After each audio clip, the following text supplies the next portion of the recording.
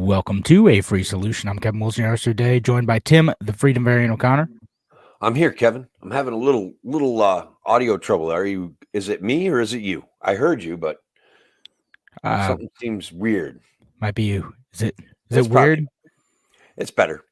Better? Okay. You I'm fixed making it. sure I got the right microphone this time and I'm not No, like talking into my crappy little camera up here, Yep. trying to produce a radio quality show. With your Logitech microphone. Yeah. No, I don't want to use the Logitech microphone. I'm going to use the Yeti microphone. Nice. Very nice. Yeah. I mean, it's fine. It's okay. But I see folks already coming in. Shelly, good to see Alice you here. hasn't been to a live show in a while. Hello, Yeah, Alice. good to see you. Glad you can join us for a show. We have a few different things to talk about today. We're going to talk about the Tucker Carlson interview with Vladimir Putin. Yeah, Vlad's looking like a good guy. 2 minutes in, and I came to the strong conclusion, Kevin. I like him more than I like Hillary Clinton. Low bar, but all right, you've heard it here, folks. Tim trusts a head of government. Well, you like him more than Hillary Clinton. I also trust him more than I trust Hillary Clinton, so that's fair. And we're setting the bar low. Yeah. But so we'll talk about that. We'll talk about the study that came out that says film subsidies may not be working for New York State. I know, this is shocker. Imagine that. It's and guys, wait till you hear the details of the story. It's not like a tax credit, okay? It's way better than that. Yeah, I mean, it seems like a pretty good deal if you're filming something here. I mean, just saying. I'm gonna go, honestly, can we apply for some sort of film subsidies here, Kevin? Yeah, we have figured out we might be eligible somehow. Credit farming is, in fact, the most profitable form of farming in the United States. So, but I am gonna say something nice about Governor Hochul, like qualified, but something nice. Do it live on air so that I will. Right. So I won't spoil what it is. And then we'll talk about a report that came out about President Biden, and then maybe we'll talk about property tax assessments in Rochester a little bit. Yeah, if we'll see if we get to that one. But I think we're gonna head into the show in about 10 seconds. Remember, love your comments, and they're good. Maybe we'll read them out on the air. So heading in 3, 2, 1. Now, an hour of clarity for exhausted people of our nation mired in toxic partisanship. Left versus right, us versus them. While we pay to keep our politicians fighting, how do we, the people, rise up and solve the great challenges of our time? We do it by embracing freedom and liberty. There may be no such thing as a free lunch, but this hour is as close as it gets. Welcome to A Free Solution. Welcome to A Free Solution. I'm Kevin Wilson today, joined by Tim, the Freedom Variant O'Connor. I'm here, Kevin, and it's the time of the year that we've all been waiting for. Well, when you have a 17-year-old kid that's a senior and he's wrestling and he makes it back to the state tournament with 192 wins. He's tied for the school record. He needs one more win at the state tournament to set the all-time school record at Cooperstown, New York. I'm very excited. That's cool, man. I'm excited for you. And I know folks listening on WYSL appreciate you being here. You can't see him. Tim is just such a proud dad right now. Just so excited for his son, which should be. That's a lot of hard work that went into making it to that level, and I wish him luck. Yeah, thank you. And he does. He's working hard. He's working extra hard this week. He's going to work extra hard next week. It's good stuff. He's doing great. Yeah, that's awesome. So I'm sure all the listeners here are rooting for your son. Hope he does well. And so we do have a few things to talk about today. We have some Tucker Carlson news, whether or not Tucker Carlson did some journalism talking to Vladimir Putin. We'll talk about some film subsidies in New York and whether or not film subsidies work. They work No, great for they somebody. they work great depending on who you ask. Yeah. If you're getting the subsidies, they work awesome. They Uh, they're incredible. uh, Guys, wait till you hear this detail. So maybe some of you already know, but I mean, yeah. my head might explode. Like I'll break out the Glenn Beck duct tape during this part of the whole thing. It's just wow. Wow. Just yeah, no, it's wild. So I later in the show I may say something nice about Governor Hochul. We'll see. We'll see. Nobody wants that, Kevin. Yeah. Nobody. Every once in a while she's right, and I'll say it like when Hochul's right, I'll say that. When Trump is right, I'll say that. It's rare Yeah. in both those cases, but I'll call them out when they're right about stuff. And All right. then we'll talk about the special counsel report pertaining to Biden's confidential documents. And then maybe if we get to it, we'll talk about tax assessments in Rochester and some interesting stuff going on there. Try to throw in some of this local stuff. Yeah, as well. we definitely should talk about it. I saw your tweet. I like your take. I of course have some pushback, but not necessarily at your take on it, but just my Yeah. hatred for taxation. That's fair. That's fair. Taxation is how's it go? Taxation is extortion. Taxation is Is theft, coercion, Yeah. and extortion all All of rolled into one. So that's right. So let's talk about the Tucker Carlson thing first, because I'm sure you've seen it. Like we talked about Tucker. We've talked about like some issues there, and it kind of blew up in terms of I think everyone was talking about like it was kind of meta commenting on the interview. So like maybe we get that out of the way first, and we talk about like Sure. what actually happened there. But I mean, thoughts on it? Did journalism, not journalism, were people freaking out for no reason? Like what are we looking at? Well, it's interesting to me because we've boogeyman Putin, which he certainly has. He's a Machiavellian psychopath who rules with an iron fist. These things are real, but his interview with Tucker, and it was kind of a softball interview, but it wasn't. Like, what do you expect? You're in Russia, man. You know what I mean? Like, you do this wrong, maybe you don't get to leave. You know what I mean? Like, so there's It did produce some great memes because of that. yeah. So all in all, I think that I will say that it disempowers some of the ability to demonize him further. Even though some of the demonization is telling the truth, it was an interesting interview, and like I say, I was 2 minutes in, and I had already concluded that I trust him more and I like him more than I like Hillary Clinton. It's just a fact, Kevin. It's just a fact. I mean, Yeah, fair enough. I mean, we're setting the bar pretty low here, down the swamps low. And more than Hillary Clinton. All right, so we've established that. Not saying you trust the guy, just more than Hillary Clinton. Yeah, it's a relative thing for sure. Like I felt as though he was more honest, more forthcoming, and well, a better recounter of history than Hillary Clinton. That's for sure. Yeah, I don't know where else to go with that. No, I mean, well, then a lot of politicians here in this country, for better or worse. I mean, he has a particular reason why he's building a historical narrative, and I do want to talk about like that specifically because he's telling a story, and the story is, and therefore my war is justified. But that's he did do that. And I don't know that his war is justified, but I don't know that one of his.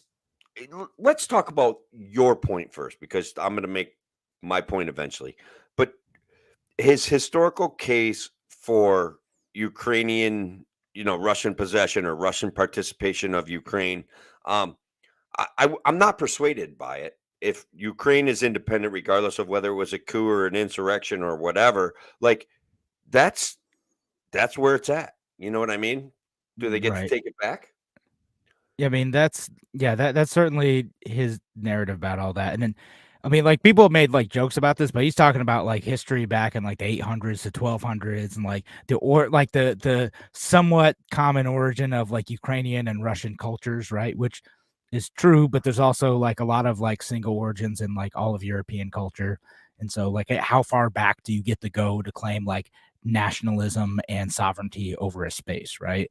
I'm gonna go all the way back to where I get to claim my castle in Ireland. That's how far back I'm gonna go. Yeah, well, the problem is that like if you go back and if you play that game right, like, is there any reason why the UK shouldn't be able to claim the United States as its territory? Because after all, we share a common language, we share a common history, and at one point in time, they ruled over this area. So therefore, why shouldn't they get to rule the United States? Why not? Let them try. Right. No, exactly. Is it like at some point in time, the American government's like, no, we do not want to live under a king any longer, and we threw them off violently. And the Ukrainians more or less did the same thing several times throughout history. Right? The Ukrainians are like, nope, we're not doing this anymore. We have our own distinct culture, our own distinct history, and we don't want to be ruled by people far away from us. We're going to have sovereignty. And then several times Russia took back over. But yeah, that's kind of how it went throughout history. And Vladimir Putin's using that historical narrative, again, going back, thousands of years, essentially, to say like, well, we have this common history and we have one nationalism, therefore we're one people, and all the people who are claiming to be Ukrainian, distinct from Russians, are illegitimate. Like, no, he doesn't get to make that call, and it certainly isn't a justification for invading another country any more than it would be a justification for some Canadian weirdo deciding to invade the United States because he thinks we're one country because we have a common language and history. Nope, wouldn't work out that way. And if anyone tried to do that from Canada, we would expel those people violently. Right. Am I right? No, yeah, of course, yeah. Absolutely. Like I said, I was unpersuaded by his historical narrative, even though what he did demonstrate, Kevin, was a certain mental acuity that I found refreshing. He can build a story, and that's fine. Is a well-rehearsed story. For better, I mean, this is what nations do, right? Like I kind of bristle at the idea of most nationalism. Sure. Like I think you and I have talked about, like, we have a little bit of civic nationalism in both of us. Where like we're proud of like the structure the United States tried to build around government, even if it falls short of what that ideal is quite Right. often. But like a lot of nationalism, particularly like a lot of European nationalism, but actually I won't even say it's exclusively European. This is a worldwide thing, but a lot of nationalism ends up being that kind of blood and soil type nationalism. Like, oh, we have ancestors here. We have, a common blood. We have a common region, and therefore that's why we get to dominate this region. And that's, again, Europe does a lot of that. That's what Germany did. That's what France did. It's what parts of, UK is a little bit messier because they didn't as thoroughly destroy some of the minor cultures in the UK. Although, there's a whole Irish thing, but yeah, the whole Irish thing, the whole Irish thing. There's a thing there. Yeah. We won't jump into that history, but like they didn't exterminate the minor cultures in the way that a lot of Europeans did. No, they starved them. I mean, they forced them to flee. They did a lot one for lack of trying, but it we're not as they certainly put in good effort, right? Like oppression is oppression, and that's a reality. I think that to your point about nationalism, I think we had a more romanticized version of nationalism that was based on the fact that we were a cultural melting pot. Even though we weren't completely successful and government often stood in the way of that. That was what our nationalism to me was supposed to be. And then you do see a somewhat of a zealot or a fervor like that comes out of that I don't enjoy that it goes a little bit too far, because maybe it's just because I'm Irish and the way we conquered the world was like by going out and reproducing. Yeah. You know what I mean? Like that's how we survived. Like we had the rabbit strategy. Yeah, you left and then just showed up and started making babies. And being successful and hard workers in our community and contributing and building our communities out, but welcoming other people in. And so that was our cultural path to success worldwide. And so that's part of it. Again, in the United States, it's one of those things where like you eventually become full American, right? That's the idea, is that all these other cultures, not just the Irish, but everyone is able to go in and build around this idea of your country of origin isn't necessarily the defining feature of you. You're able to make your own destiny and participate in government, and as long as you are not trampling on the rights of others, you can exercise your own freedoms, right? So that's the idea behind that. And again, Yeah. a lot of other nationalisms are not built that way. And I remember like being a student in Germany and um, kind of seeing up close, like, oh, this form of nationalism over there, even as it existed back in like 2011 when I was there, is a lot different than American nationalism. I said it's a lot more tied to like I said, blood and soil. It's a lot more tied to like, oh, you're German because your ancestors are German, and those Turkish people who are over here and anyone else, they will never be German ever. And then, Wow. but they have some, I mean, and there's still a little bit of like, oh yeah, like we kind of have some common things with the Austrians. Like, careful with that, guys. You tried that yeah, once. I mean, what are they thinking? And so let me point out that I feel as though, Kevin, identity politics um, tries to destroy what I thought our nationalism was, where we're saying you're a part of that culture, and anything Tim does to like participate in your culture may in fact be cultural appropriation and be offensive. And back in the I 70s, agree. yeah, my neighborhood was a melting pot. Like everything, we were coming together better back then, and it's kind of seems like it's been derailed over the last few years. And I Yeah. think that that's unfortunate.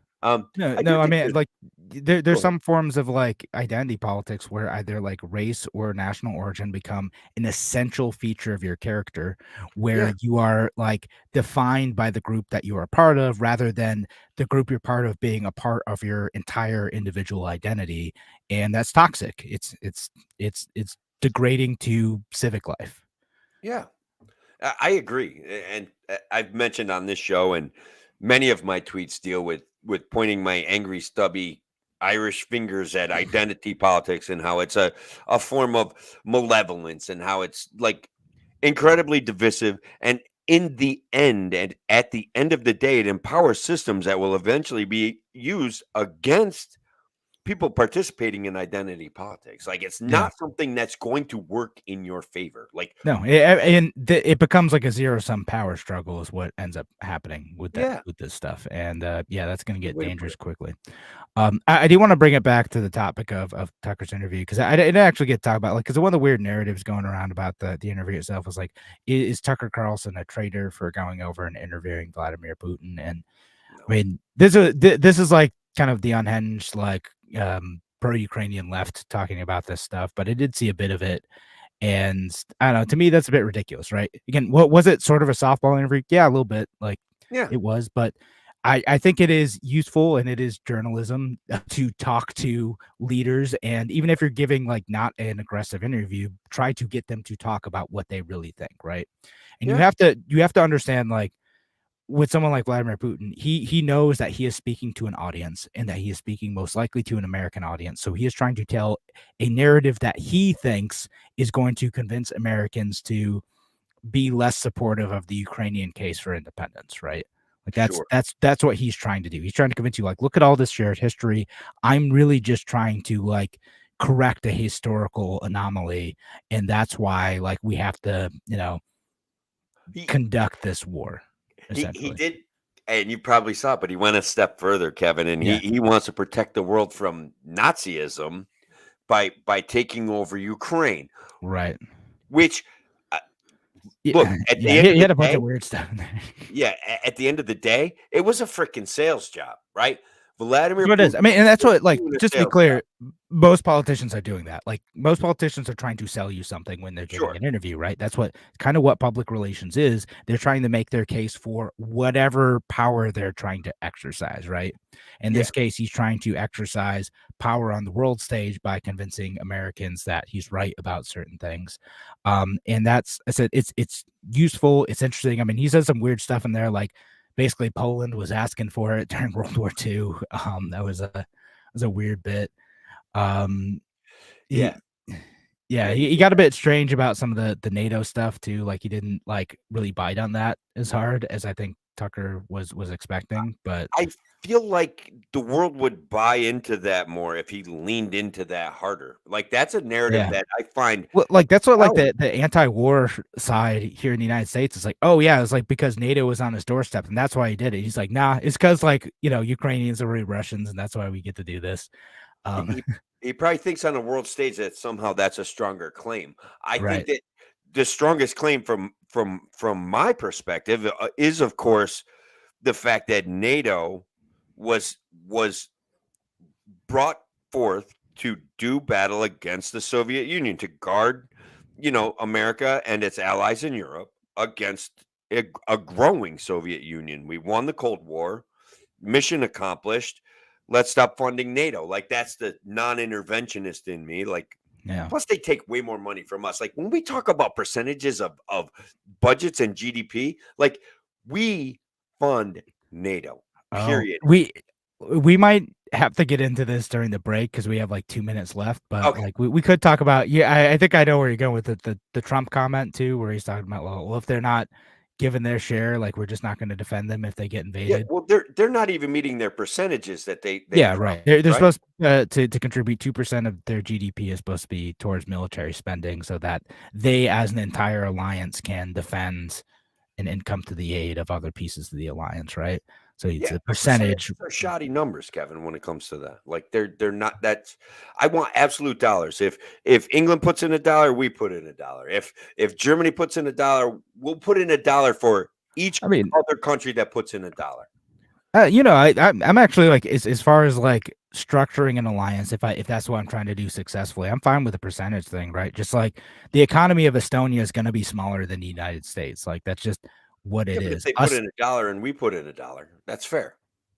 I mean, like them spending $10 billion is much different than the U.S. spending $10 billion. Like it's just like it is different, right? Like it's a No, much I bigger know. All right, portion of their relatively, economy. yes, okay, okay. You know, I'm still going down this road. They don't. you think like just basically flat tax, like everyone's just pay or not even flat tax, you just parity in terms of like actual dollar amounts. Like okay, Not everyone's necessarily putting actual in $1 dollar billion. amount, but if our absolute contribution is 100 billion, shouldn't they somehow come up with more? Like Probably. equal our contribution on some I mean, level. it's mostly built around defending Europe. Like you'd think so. I would But think so. That's yeah, what I'm but anyway, we're gonna have to continue this discussion into the break because we're out of time for the radio portion. Thanks again for joining us here on a Free Solution on WYSL. We're gonna be back in just a few minutes. Talk to you soon. But Yeah, I think Trump was making the case that they weren't even meeting their agreed upon amount. no, And they were like I think we were spending extra, and that was we frustrating. are. It Yeah, like so quite a few of the countries, it might be like well over half, uh, aren't paying their like their share. their dues, let's call it. Yeah, not they're not paying like the 2% towards the military. So it's not really like they're paying into something. It's you have to like build up your military and spend at least 2% for the common defense of all the people in the NATO alliance. Yeah. So that I guess that's the thing. If we're going to be talking, even if we want to talk percentages, right? That's an interesting way to frame it, and I understand where you're coming from. But shouldn't they have to meet theirs? And shouldn't we No, actually have a discussion about what is the function of NATO, and is it NATO? Should NATO be expanding into Ukraine? And again, well, I really can't believe Putin didn't lean into this harder because there is. it wasn't his actual motivation. That's like kind of what it is, right? So Like now he's telling the truth. I don't know. Like I don't understand. Like I can't.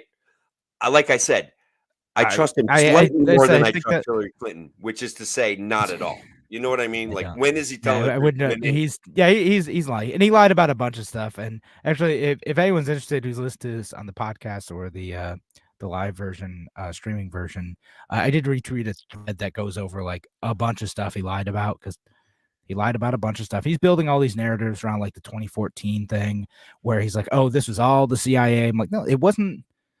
Like there were a lot of people who were mad at the Ukrainian government like at the time for good reasons because the Ukrainian government sucked and it was corrupt, and like they were mad because they're living in poverty relative to their neighbors. Like that's a good reason to be mad. Mhm.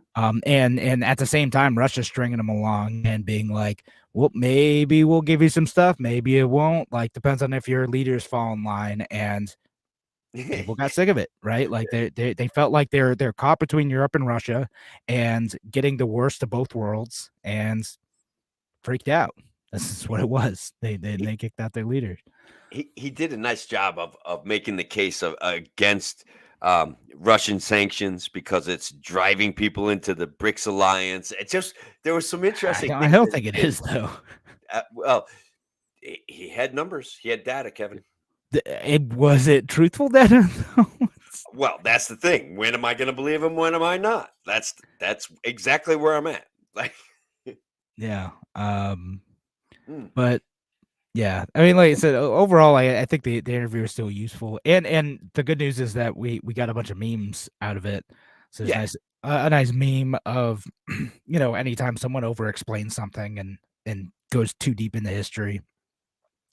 And then there's a meme of like there's a drawing of Tucker Carlson, like he had to go to the bathroom. It says when you're busting at the seams, but and you try to get up to go to the bathroom, but the guard tells you to sit down so Putin can explain why the Duchy of Lithuania first got bananas in 1848, and that's why he gets to invade Ukraine. He- uh, there there was some, yes, there are good memes out there.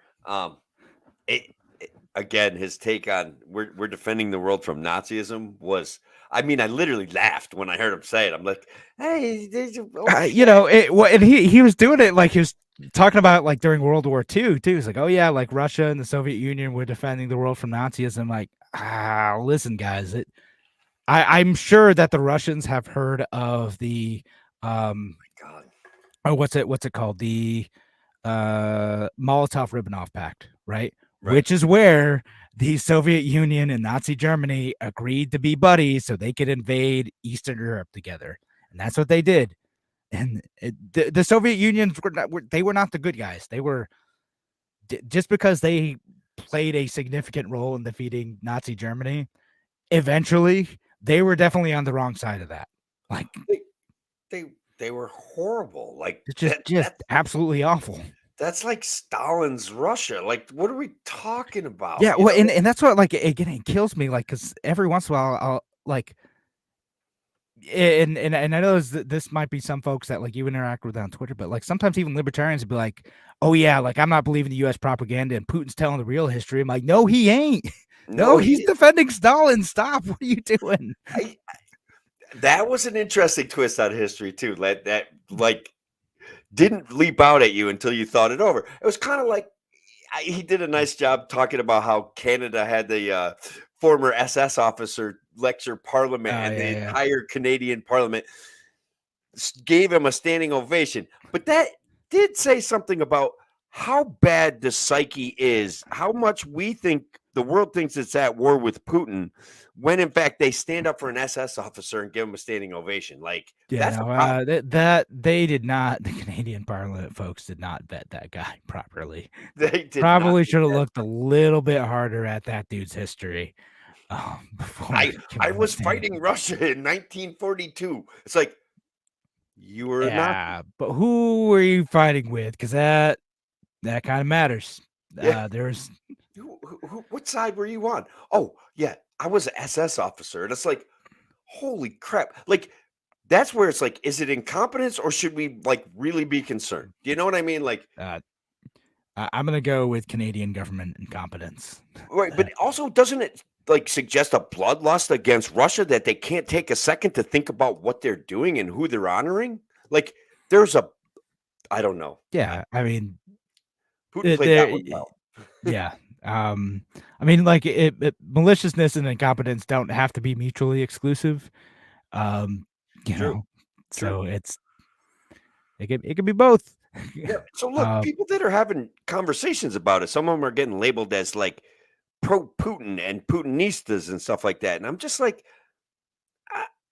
Putin simps. And I'm just not quite, I don't think that's fair. I think You don't think people are being Putin simps? I don't know, man. I don't know. Like, Who? It's weird. Well, I don't know if I want to name names now, but like, I mean, okay, fine. I'll do it because he's a big enough target, and I think it is worthy of criticism. I think Dave Smith was like too nice about it. Hmm. 'Cause, I don't.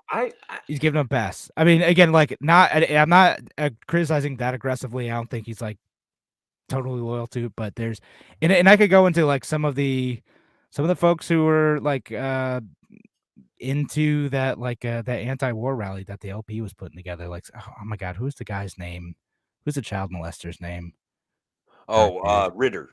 Ritter, yeah, who's been like over Russia doing stuff like that. That dude's kind of a Putin simp. Like he's Well, he's also kind of an idiot. Like, I want to be honest, that guy's just an again, idiot. not mutually exclusive, you know? Right.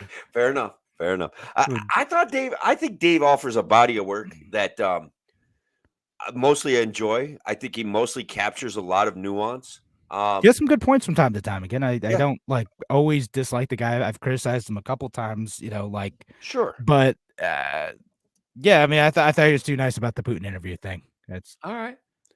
And so are a bunch of folks again. Like I think Scott Horton sometimes gives Putin too big of a pass. And we've talked about it before. Like, there's a bit of like, you become so against like the American media narrative that you start believing this other government's narrative, and you can't you have to not lose that perspective and be like, oh yeah, Putin's a lying monster too, right? Two. Like Yes. he is also like there's a bunch of totally screwed up stuff that our government does, and it is fair to criticize them. And sometimes it's the Russians criticizing the American government, and they happen to be correct about that Yeah. criticism. It does not mean they're always right. They are a malicious, ugly, terrible government, and in many ways worse than our government. And that it's a pretty high threshold to cross because our government does some screwed up stuff. All right, we better get back to the show. Yeah, we should go back to the actual radio show. So we're like 10 minutes into this now. Do our break. So all right, so we'll go back. Thanks for all the comments, folks. I know we just kind of went on our own rant here. Yeah. So we'll get to some of those in another segment. But Alice and Shelly and other folks in the comments. Facebook user. That's right. Appreciate you, Facebook user. Yeah. Facebook user said, congrats to TJ up here. Yeah. Oh, yeah. He even knows the history of Cooperstown, whoever this Facebook user is. Knows the kid whose record he's chasing, the guy whose record he's chasing. All right. Well, let's go back, though. We'll go back in 3, 2. Welcome back to A Free Solution. I'm Kevin Wilson, your host today, joined by Tim, the Freedom Variant O'Connor. Yeah, Kevin, I'm still here, man. And we duked it out in our break over this whole Putin thing. We blew it up in greater detail. And I hope the WYSL audience considers joining us in the future for some of these more in-depth conversations. But Kevin, we've got an entire radio show and a limited amount of time. We've got some other things we want to comment on, bro. We do. Yeah. But so if you do want to hear that, though, go follow our podcast. Go subscribe on Spotify or wherever you listen to. Like, just go find us, A Free Solution. Listen to our podcast, and you get extra content there. We're putting out for free. Just for now, I'll totally free. Yeah. Well, get extra. Why for not? Now. For now, get it while you can. But we do have other stuff to talk about for the radio show. We want to talk about film subsidies now. Tim, New York State had commissioned a group to review whether or not film subsidies in New York State provide an economic benefit. Just guessing, Tim, how do you think that turned out? Do you think like, yes, film subsidies are awesome and New York State should keep doing them, or you think maybe it didn't work so well? Well, I think they came back with, yes, keep doing them, but they don't do a freaking thing for anybody but the film company, okay? Like, they don't have a net positive benefit on the economy in New York State at all. Am I close? Yeah, that's more or less I think the conclusion was pretty close to this, as based on an objective weighing of costs and benefits, the film production credit is at best a break-even proposition and more likely a net cost to New York State. Yeah, so it turns out subsidizing people doing filming stuff in New York State is not a winner on the idea behind the film credit is, okay, people are going to come somewhere up to somewhere in New York State, right? It could be New York City, but it could be, they're filming something up in Utica or like wherever. And you go up there, you do your filming, the film crew is going to be in town, they're going to buy stuff, they're going to like maybe promote the region because people know it's up there, right? Because and everyone gets excited every time someone films something at a gas station off of like the throughway. Yeah, But big business. yeah, but people are around for a little while, and like I mean, like there things that happened in Rochester. Like part of Spider-Man 2 was filmed in Rochester, even though Yeah, all the cars say like NYPD, but some of that was filmed in downtown Rochester. yeah. And the idea is like, oh, like we're gonna have all these folks here, and we're gonna make so much money off of it. We're gonna give them a credit. Now, Tim, do you want to explain how the credit works though? It is an epic credit, Kevin. It's frankly, it's the best credit available. Guys, you can take it in the year that you're here, right? Against whatever you earn. But guess what? If you don't earn enough to go past the credit, you can still get that money. Okay. So let's say your film studio gets a $30,000 credit from New York State.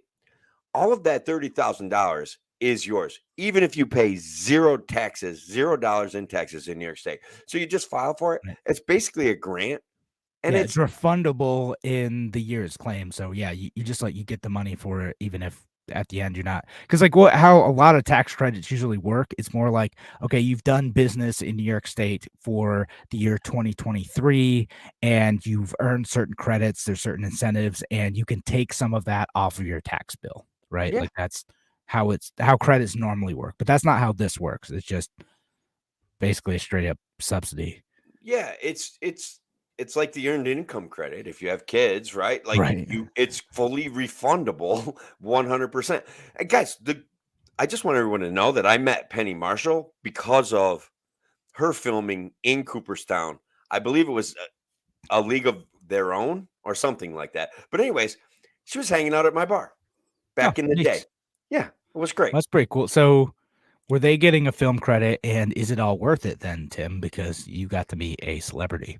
Yeah, well, I'll be honest, I did not make extra tips that night. Like Oh, that film crew took up spaces of regular customers that tip rather well, and they were not particularly good tippers. So wow. I Tim, was it sounds not that like impressed with them, other than I got to see a famous person and a bunch of city kids who were like basically broke and traveling around manning like cameras and I moving lights and stuff like that. So and of course Penny Marshall, which she didn't even pay for her drink. Somebody else paid for it, put it on her tab or something. Like it was ridiculous. I didn't make extra money. I don't care who these people are. I got right. nothing from this thing. Nothing.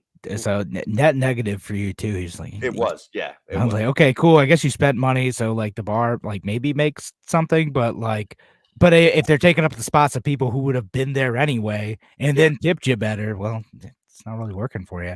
that's what I'm And and like, so like going over some of this other stuff, and I'll share the link talking about this. It says one of the points in there says the film production credit does not provide a positive return to the state. Production activity and hiring attributed to the credit generates a combined total of 31 cents in direct and indirect revenues for every dollar the state pays producers.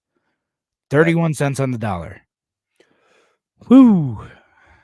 that is good. That look, guys, that's how you invest taxpayers' money for maximizing return. That is why New York State is incredibly successful.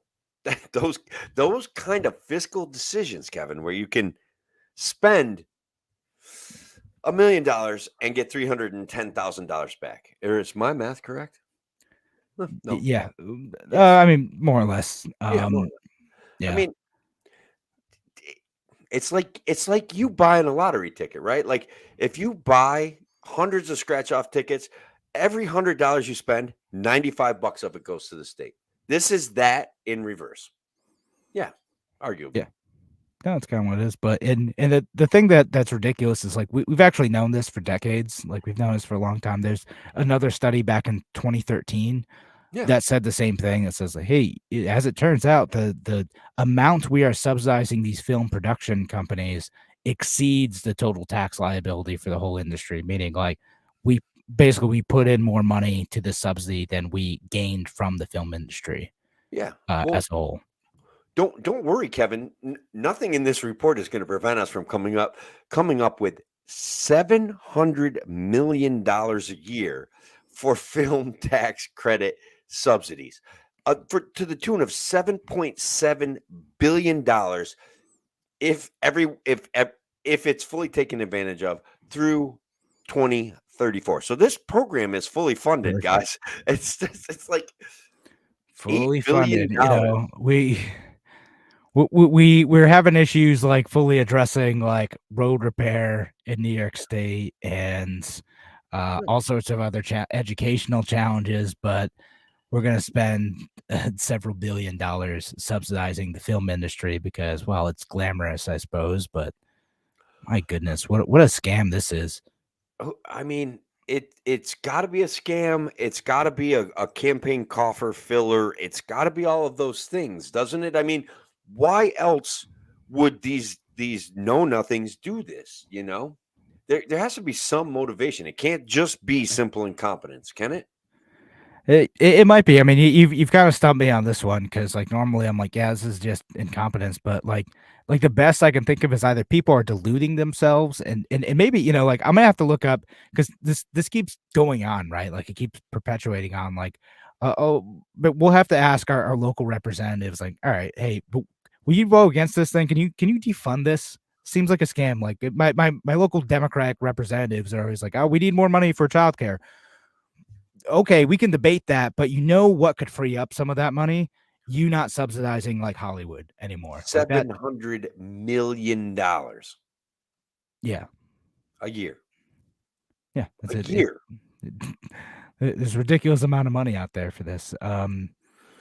And yeah, again, I don't see the full return on it. And just because like, oh, we got to see Spider-Man filmed in Rochester, like, nope, not worth it. Sorry, that's a ridiculous thing.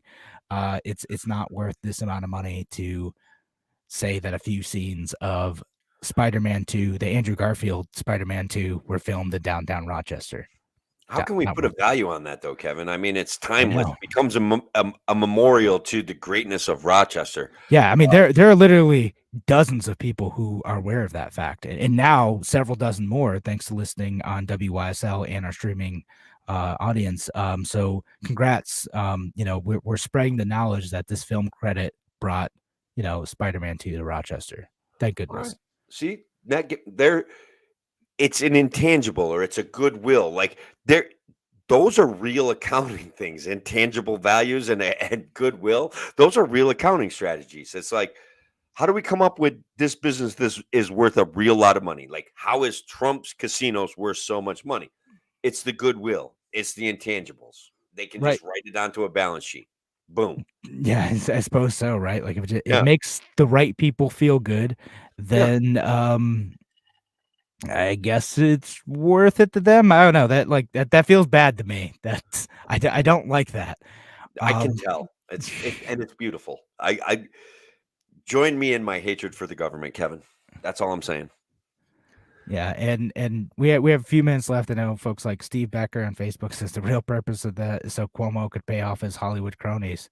Sure. Support his higher aspirations. Maybe. I mean, Yeah. Cuomo knew how to deliver a show during COVID. That's what he did. There's a lot of that big contractor kickback stuff too, where these big contractors get job after job, no bid building stuff for the state, where it's like, how did this guy get this job? And then you go, well, he donated, $50,000 to Cuomo's PAC and then $2,500 directly to Cuomo and like funded all sorts of pet projects. And it's like, there it is. It's like, Yeah. pretty much a closed loop, man. Yeah, no, it absolutely is. And there's a bunch of interesting stuff going in the comment section, a whole discussion with Shelly and Alice in here. But but yeah, there's I don't know, like I don't know why people would run this. I don't get it. I don't. That it's one of those ones that I'm like, what? The government can't possibly be this dumb or this corrupt, right? Maybe not, But they are. But but they they are, are. Kevin. They are. They trade on stocks, they get insider information. They start with nothing and they retire with hundreds of millions of dollars. Like this system is a kakistocracy and a kleptocracy. And it's like we're the idiots, not them. We are. We're falling for it all the time. Even though they are idiots, let's be honest. Like Maybe. you have to be that dumb to be that malicious to be like, we're just going to do it and people aren't going to notice. But you Yeah, know maybe. what? They're also right. No, I think you and I we've talked about it a few times. My philosophy on government is like you think that government is house of cards. Uh, Hmm. the people in government think that the government is the West Wing, Hmm. and I think the government is Veep. Um, Is yeah, what? Veep, the show Veep. Yeah. All right. I got That's you.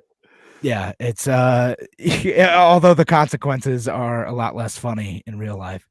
Um, so, but yeah. I don't know if I have time to get into like I was gonna say something. I'll say something briefly nice about Governor Hochul. Oof. We have like a couple minutes left, All right. but basically this that Governor Hochul um put out a tweet the other day that said there's only one solution to New York City's housing crisis: build more housing. Oh my God. It was rattling around in the back of my head. I'm the same, man. Like, wow. The worst person I in the world just said something I agree with.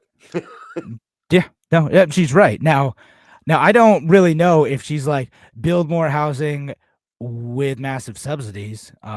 Although she was I think kind of on the right side of like we probably do need zoning reform. It should be easier to build in New York City and in other cities as well. Like and the Libertarian Party of New York put out a thing that said no, we need to cut regulations. I'm like, well, Yeah. if that's what she wants to do, like then great.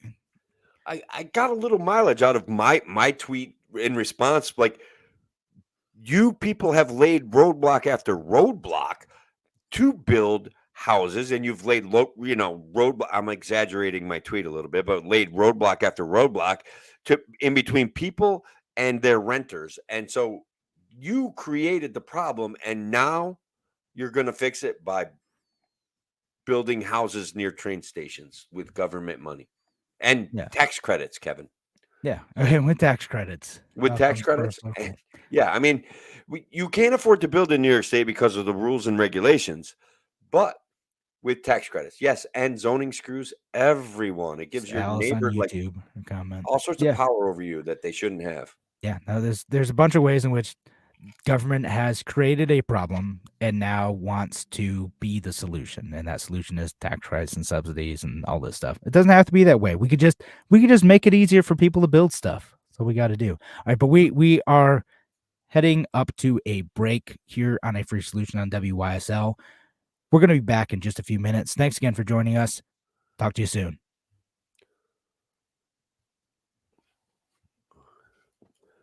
Because of the big donor contractor like cycle of money. That's why she's going to make money on it. And then the state too is going to get involved heavily in building and collecting revenue with public private partnerships. That would be my guess, but I have to get another beverage. I'll be right back.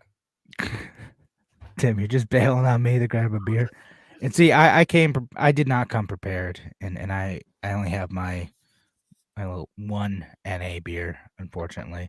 Let's see if we get to some more comments. But why do I think she's going to make money on the housing as Facebook use? That was the comment that Tim was referring to earlier. Yeah, she might make more money. Again, to me, like I don't care if developers make money on this stuff. I don't like it if they're gonna do that and then Governor Hochul's gonna get like a big fat campaign contribution from it. That feels that's kind of gross. But like Yeah. if what ends up happening out of that is it's easier to build housing and rent goes down, and there's a bunch of evidence of this. Like there's a great article I saw the other day that was essentially like, oh no, there's a rent collapse going on in Dallas, Texas.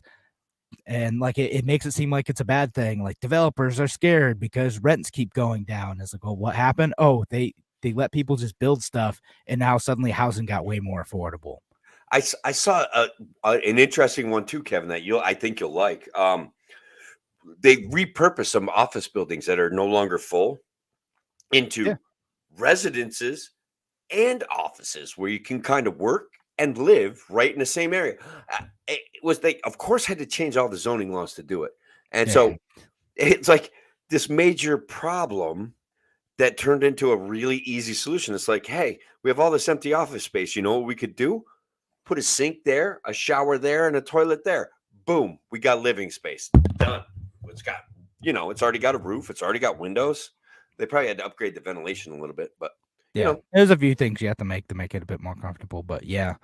There's plenty of options out there to convert commercial, because it's a big problem. Like it's a problem specifically in Rochester. I know like there's a building downtown that they're trying to fill in the commercial office space, like the old like Xerox building, and a lot of it got converted to student housing, right? For people at the Eastman School of Music. Like some of it just got converted to that. Student housing's great, good use for it.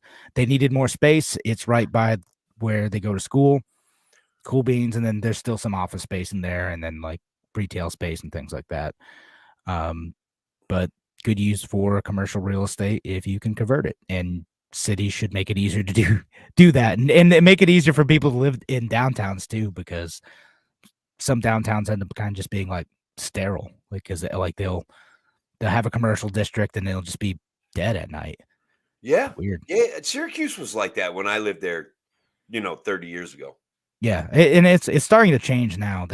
There's kind of a lot more like mixed use stuff going on in some of their like downtown corridors. So, but anyway, we should get back to the show probably. yeah, we should get back to the show. It's a bribe issue. Yeah, we'll read both these comments from Shelley first, and we'll go back. Shelley says, "I'll add that Larry's saying that judges shouldn't obey unconstitutional laws, and say that zoning board members should stand up for the rights of the people according to the Constitution." Yeah, I mean, no, it's actually like a zoning board doesn't necessarily have the power to like, overturn zoning laws themselves. But what you could do from a zoning board is you could just make it easier for people to get variances a lot of times. Like if you have like a zoning board of appeals, like you don't have to drag out every single thing and nitpick every single thing and, make them resubmit the plans a dozen times. Like, and it depends on what it is. Usually it's like a city council, who's, or like maybe a special commission, like they're doing it in Rochester, the ZAP stuff in Rochester, and there's a whole interesting thing going on there with that. Usually they're the ones making the policy proposals, and city council is like ratifying the policy proposals to update zoning, and then the zoning board is usually just like, can this person have a business with a sign that is 3 inches too big on the right side? The answer is no. No, you may not. Resubmit it. Yeah, resubmit. Go. We got to come back in a month. You know what I mean? And then that next month, there's only one thing on the docket. And somebody's sick or somebody doesn't want to show up.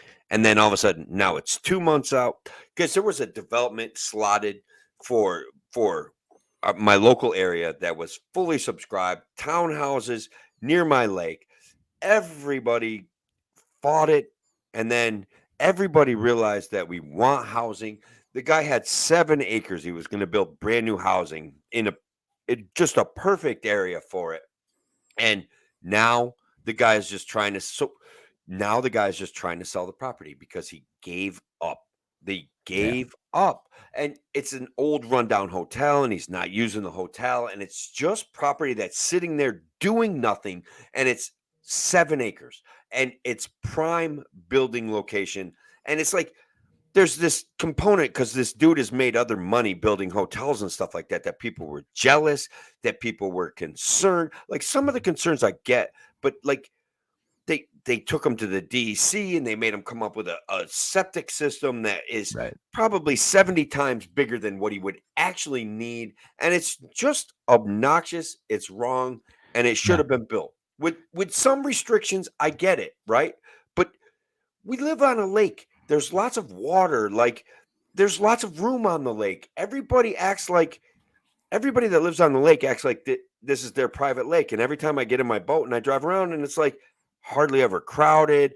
The shores along the lake aren't crowded. There's lots of room for people to enjoy this. And I'm just that guy. Like when I'm cruising around in my boat, having a couple beers on a Saturday, I don't mind seeing people. I don't really like people, but I Yeah. don't mind seeing them enjoying a lake. It feels Yeah. good to me. No, yeah, I mean, sometimes like it's good to have a little bit of development along a lake.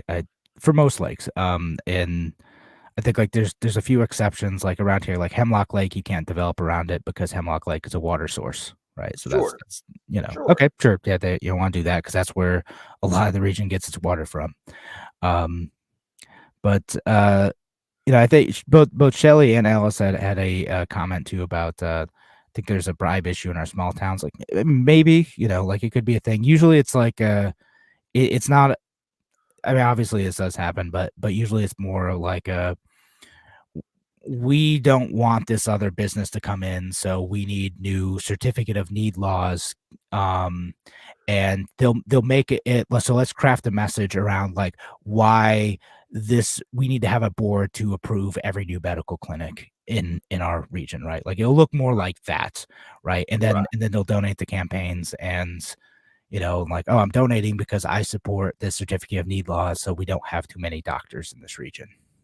Right. Too many doctors, as if there is such a thing, as if too much healthcare could be such a thing. And look, everybody that's going through the healthcare system right now knows that the system does not resemble what it used to when we were younger.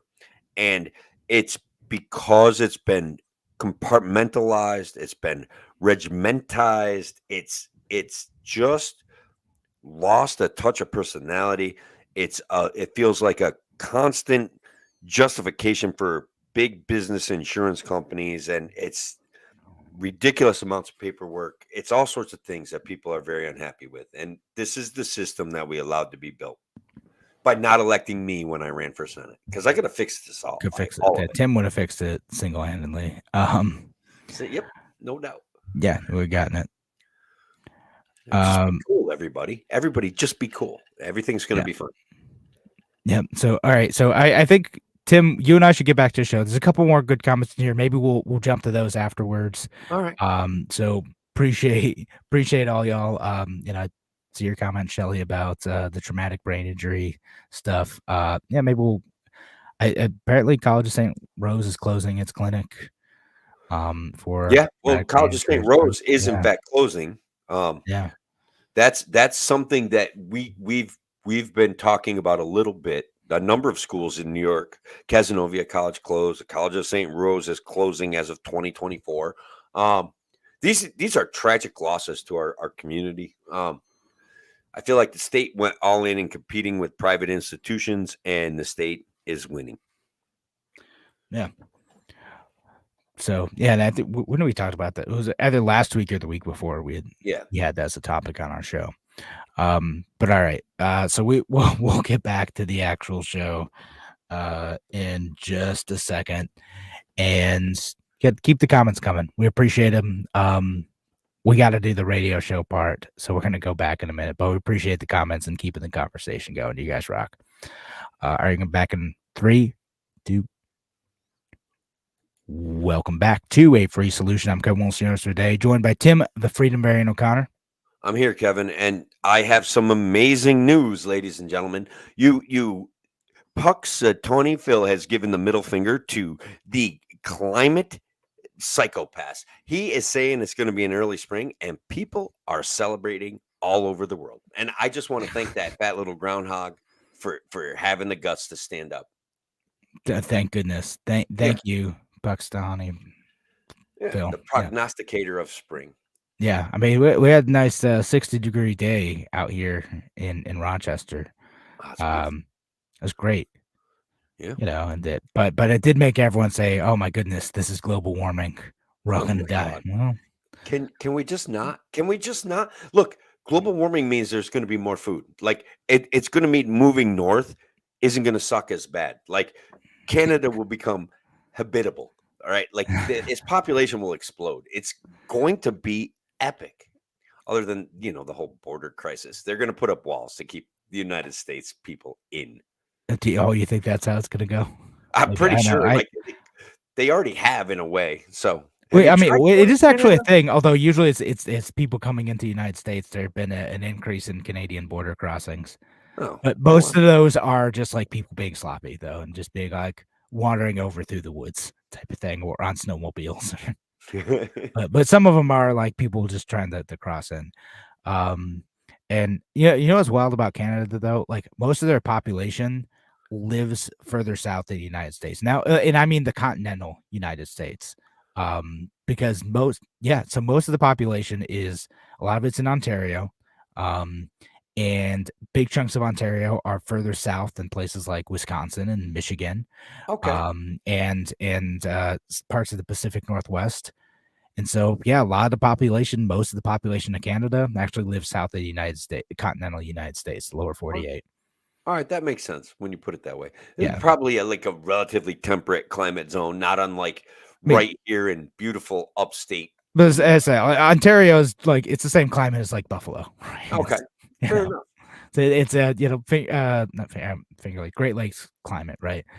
Right Yeah, along like Lake Erie and stuff. So, yeah. anyway, how the heck did we get on this? Like, I swear we had like other actual topics to talk We, about, and you start talking about groundhogs and stuff, and here we are. I do like throwing the occasional curveball at you. So basically, what we've got going on, Kevin, is that um, well, the the acting president of the United States has been being investigated for all of the documents that he had in his garage next to his Corvette and at his house in Wilmington, Delaware.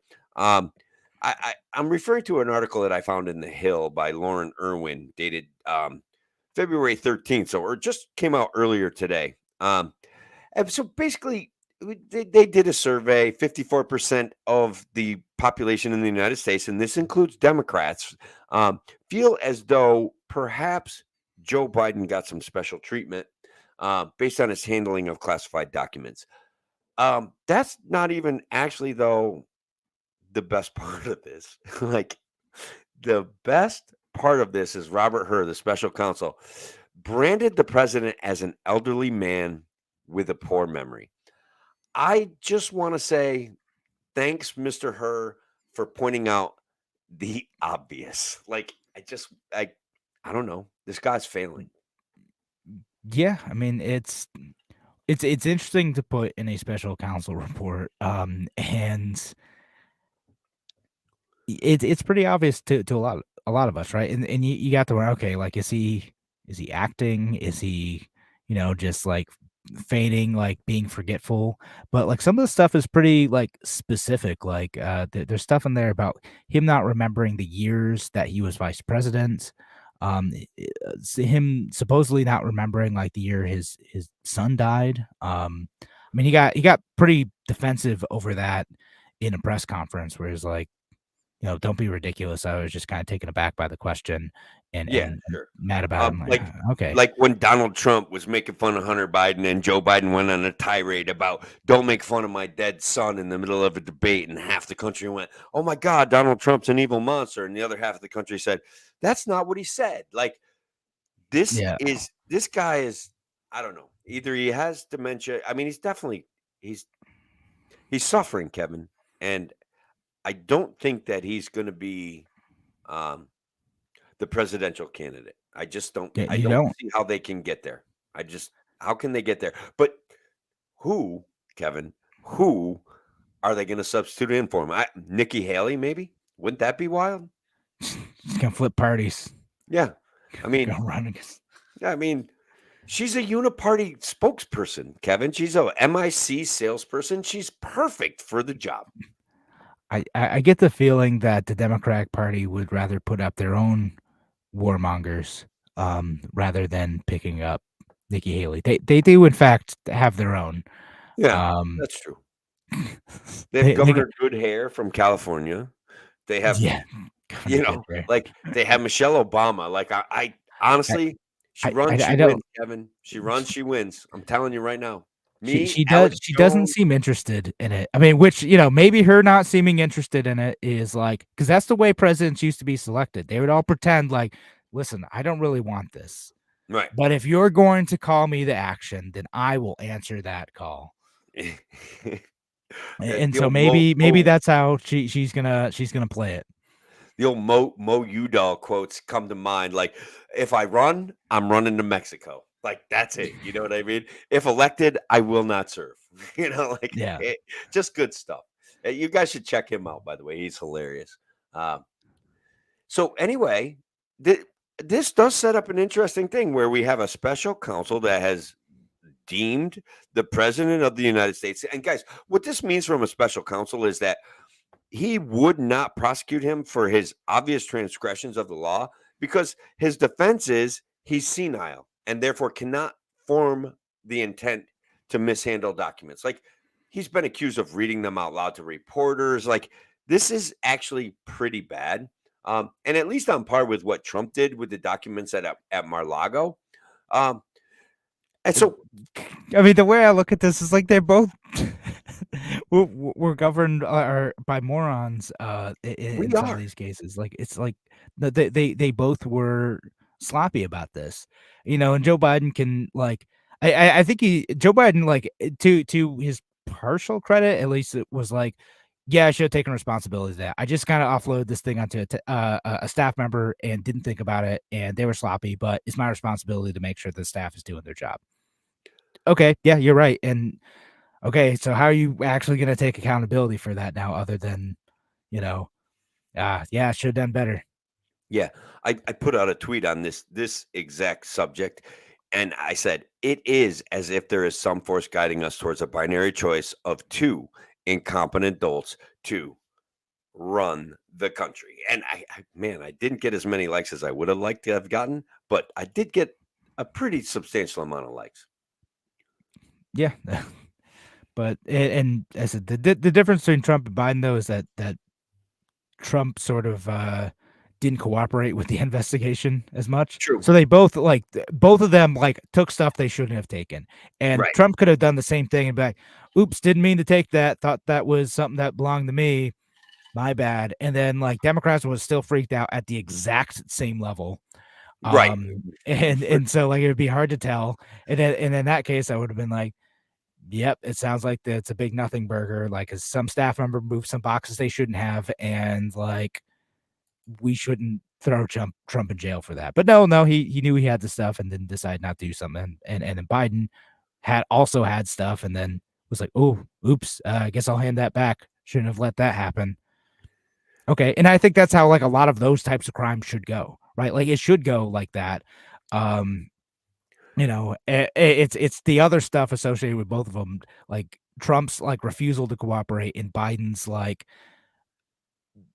either, like, incompetence or like, lack of memory, and all these other factors that went to it that are just strange. And so, we're left with, we can vote for not remembering stuff or willfully belligerent and also saying strange things.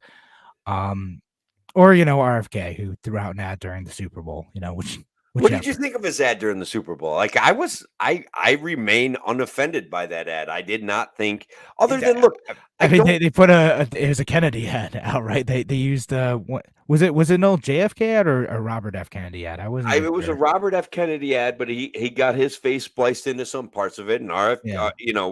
RFK's face was in there as well. But the thing of that was like, it was a big amount of nothing asking you to worship somebody with the Kennedy name, which Yeah. is pretty offensive. That part is pretty offensive to me, but RFK seems like a pretty nice guy, like, whatever. Yeah. I don't want him to be president. His replacing the current system of tyrants with his better, more improved, more compassionate tyrants doesn't seem to be, a realistic solution. I did ask on my Twitter page, is voting for RFK the lesser of three evils because we're always asked to vote for the lesser of two evils pretty regularly. Yeah. So Fair that poll question. did pretty well.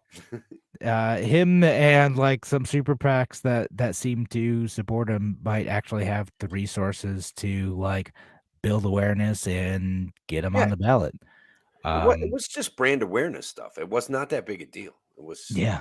Well, no, that's exactly what it is. I mean, like, really, Did you like, know there's a Kennedy running for president? yeah. There's some people who didn't know, and that Super Bowl was the biggest. It was the biggest, most watched event of like ever, most watched TV event ever. That's because of Taylor Swift. Let's Yes. be honest. People were hoping to see her, just catch a glimpse of her doing some sort of wave or something like that, because she is remarkably attractive, apparently. She did chug a beer, I think. Good for her. Yeah. So she was playing the spot Taylor Swift on the TV drinking game as well, and you know, And is that a game? I fall asleep during the Super Bowl, so it's like I feel bad, but I don't get to see all of it. I saw the Michael Sarah V deal. yeah, that was a good one. I freaking love that one. I was like, I was rolling. Like, I love that kind of humor, man. And I Yeah. like Michael Cera. He's funny.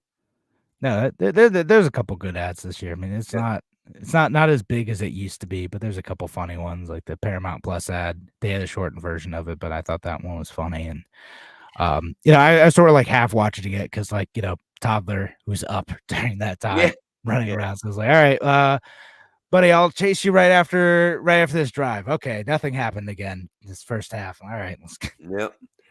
So look, I got a little bit of an interesting one out there.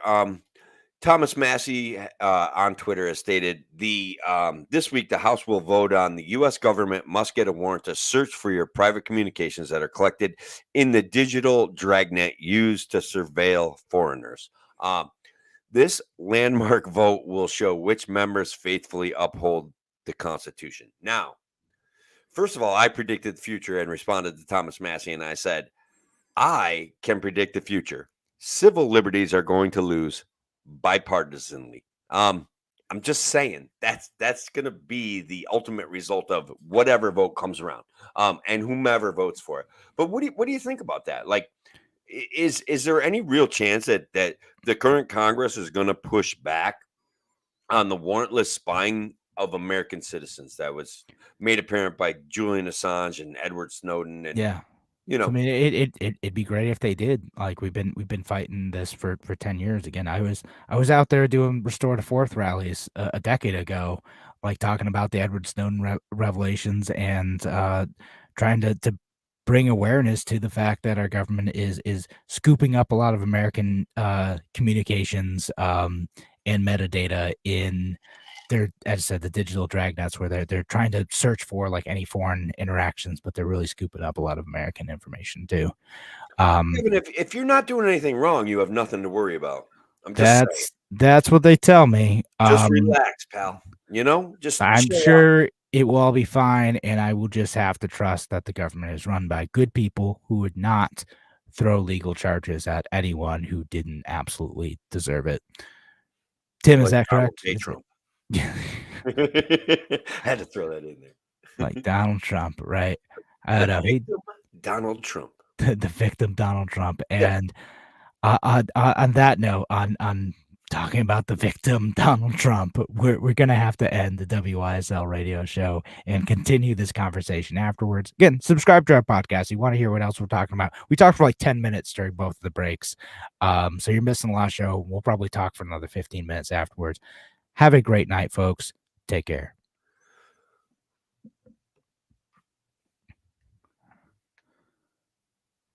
Cody, Jesus fucking Christ, are you guys still on the air? I mean, I assume that's what JFC stands for. But Cody Anderson, our beef. I got the cut sheet. I got to fill it out. I'm getting there. It's not going in until the end of the month anyway. Don't worry about it. Getting some beef. Getting the beef. I get Cody's beef for him. We're buddies. We're beef buddies. Beef buddies. I need a new beef hookup, Tim. So I'm gonna have to chat with you.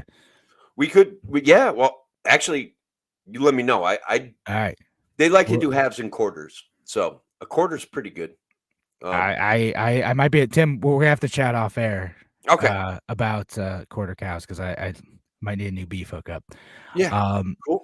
I got but the guy is great. No, we're beef buddies, Cody Anderson. I don't care whether you like. I knew that you wouldn't like it. That's why I said it.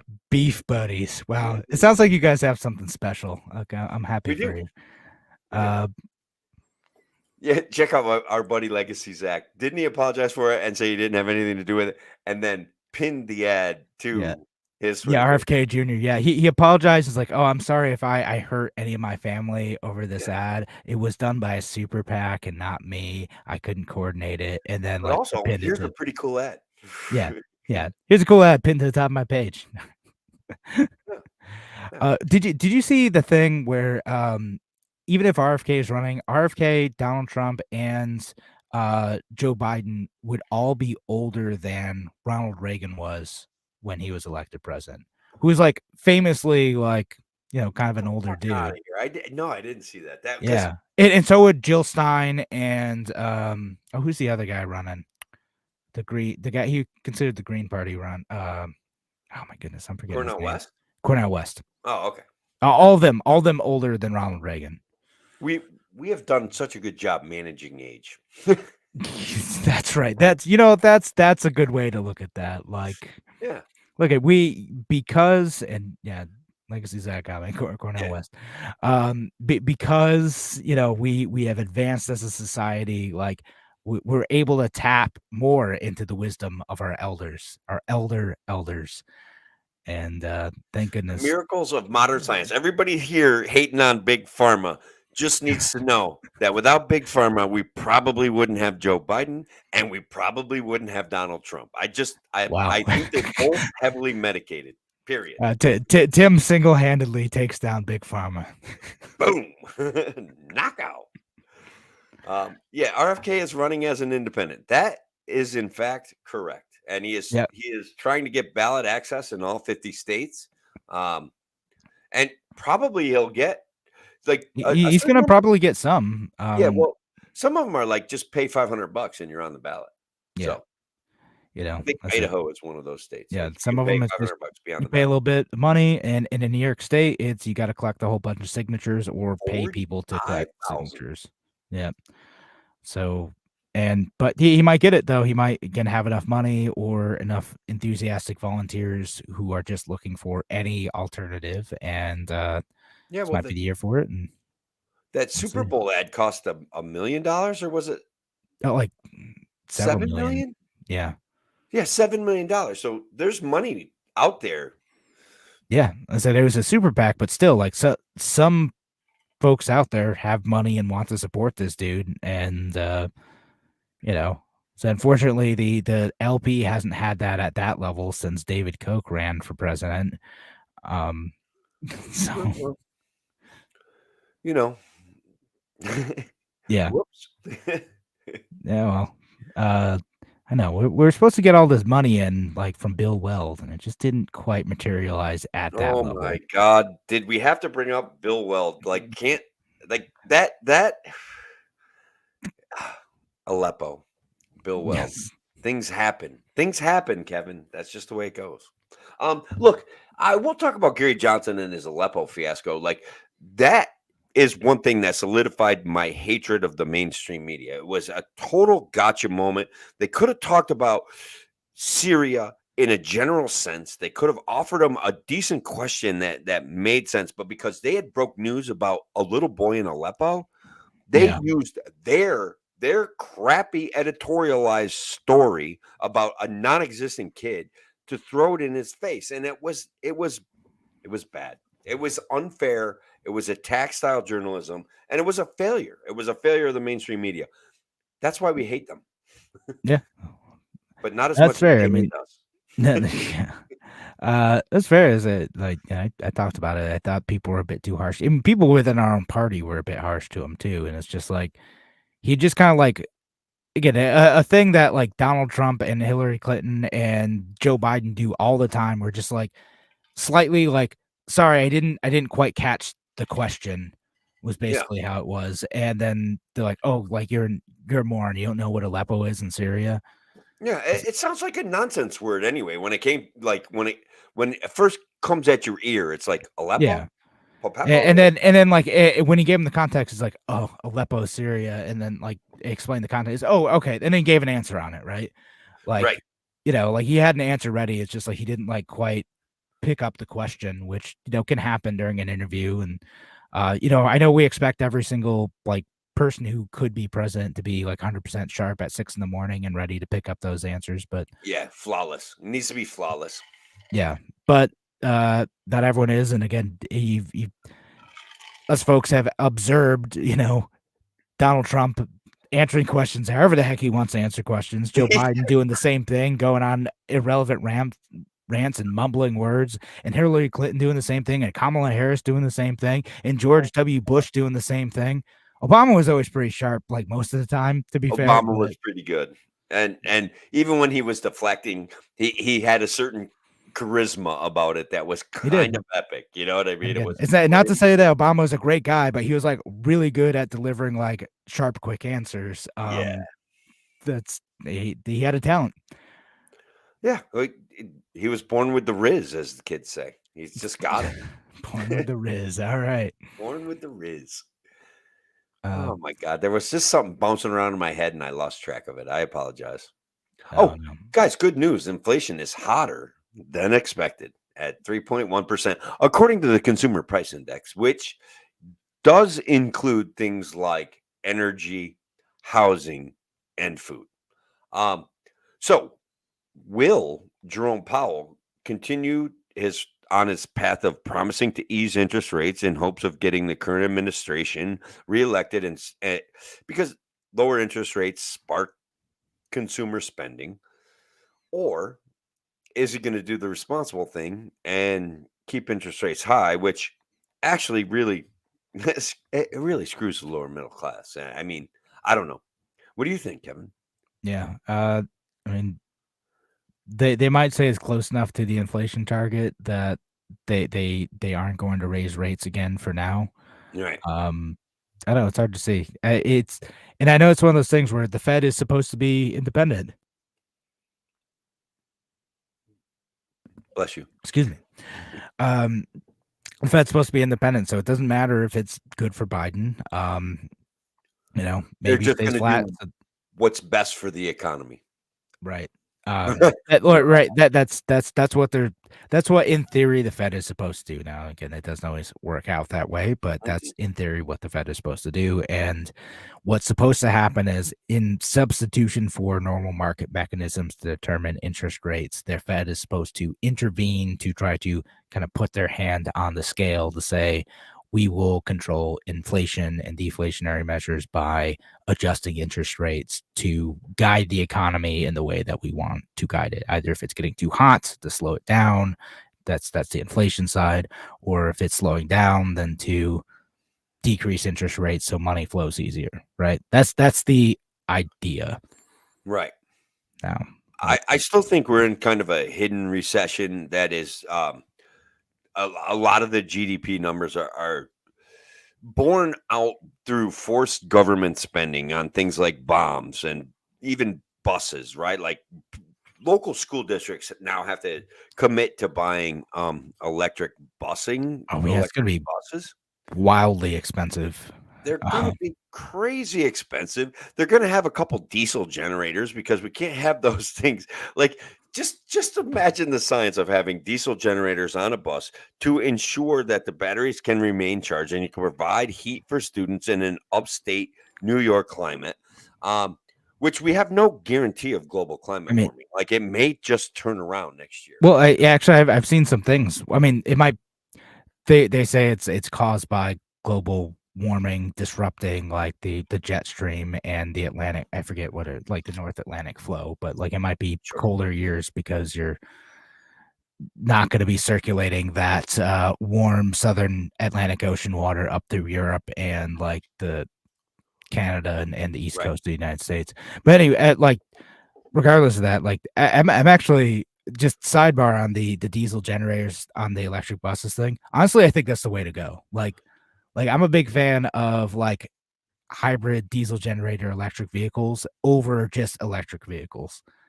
Like, Yeah, look, if they're gonna be putting kids in school buses, they better have a you gotta friendly have a diesel backup option. generator. But, Like, again, like, I'm not the type of person who's like, electric vehicles are bust and we need to, like, not have any carbon come out of these things, which is a ridiculous, like, thing anyway. right, it's Like, a crazy. ridiculous It's crazy talk. expectation to have in the next few years. So, like, to me, it's like, yes, we need a backup system because we can't have buses stalling out when it's 40 below in, like, upstate New York in the middle of nowhere. And again, I grew up riding the bus to school, and I mean, you talked about heated buses. I felt like the buses were never heated. I know they were technically, but it felt like they weren't. I was sitting like 3/4 of the way in the back, freezing my butt off. If I had a thermometer in there, I swear it'd be like 2 degrees. Yeah. I'm all No, I'm bundled with up, you. just like, okay, when's the heat gonna kick on? But they should have diesel generators on buses because it's an efficient way to do things, right? You charge them when you can, and then like if you need to heat up the battery to make it run more efficiently or heat up the bus, then you have the diesel generator to be able to run those systems.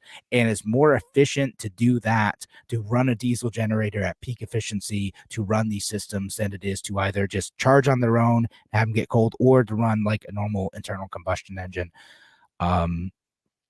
Interesting. So I Well, talked about like I started following a TikTok like trucker group that's doing that stuff called Edison Motors. They're really interesting. They that talk was about this actually stuff pretty all the cool. time. You directed me in that direction, and I like what they're trying to do. They're trying to make it feasible to have a diesel engine and as a battery backup, right? Like that, I thought, and running big trucks with batteries. Is it feasible? Can it be done? And they're making the case that it can be. Yeah, like they're basically making the case like, look, we can make this more efficient than normal like diesel trucks. Like we're gonna spend less fuel, we're gonna get more power out of it, and you're gonna have like batteries that like we can use as generators, like to support rural communities. And like that's actually really cool. That sounds like a good useful thing. And I love when like markets and usefulness dictate like innovation rather than like government directives being like, oh, just all electric buses, go figure it out, deal with it, Correct. do it in That 5 years. that would be such a better way, but we've stifled innovation.